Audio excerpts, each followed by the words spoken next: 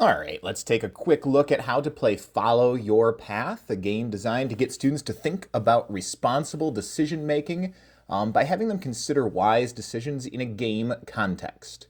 There are two different versions of the board, the K through 2 version with fewer squares, and the third grade and up version with more squares, but both of them have the same basic idea. You choose which deck is best for you, and when you get to that bump in the road, you need to choose whether to play it slow but steady or to take a risk. You will notice there are 3 different decks. The green deck is the safest, moving between 0 and 4 squares forward, never moving backward. The yellow is moderate. You could move back as far as 2 squares, or you could move forward as far as 6.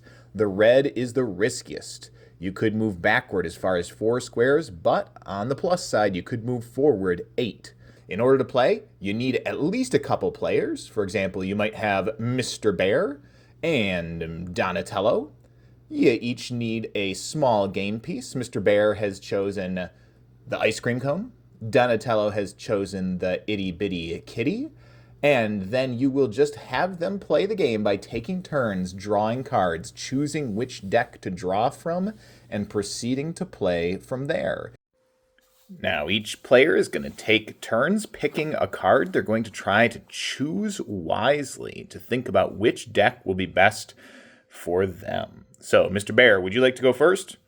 I certainly would. I'll pick the green deck, the safe one. Well, Mr. Bear, you have chosen move forward 1 space. We'll get rid of that card and move Mr. Bear forward 1 space. Donatello, what would you like to choose? All right, I think I'll choose the red one, dude. I like to take a risk. Oh my goodness, Donatello, on your very first pick, you picked the big arrow card. That means that you skip all the way down to the finish line. You have won the game. Congratulations. But that is not how it will always go.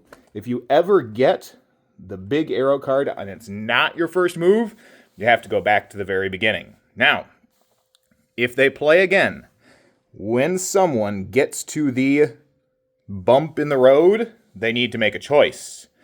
They need to decide whether they want to take a risk or whether they want to go slow but steady. Slow but steady has more squares. It takes longer to move through, but in order to leave the take a risk zone, you need to exactly land on this square. So, Mr. Bear, let's pretend you are on the bump in the road. Which one would you like? Well, I think I'll take the yellow one. Well, it says you move forward 2 spaces. Good. 1, 2. Donatello. Oh, I'm going to try the red one again, dude. Oh, move back 1 space. You can't move back 1 space. You just have to stay there on start.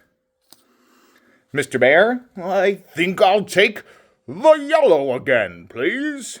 Well, let's see what that has. Oh, move back 2 spaces. Donatello. Oh, the red again. Righteous. Forward 2 spaces. All right.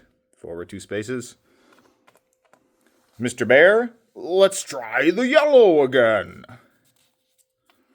Move forward 6 spaces. All right. Exciting, except 1, 2, 3, 4, 5. Oh, he's not landing exactly on that square, so he can't move that way. So by taking a risk, that's cost him a turn. So eventually you'll play until one of the players gets to the finish line and emerges as the champion. Enjoy!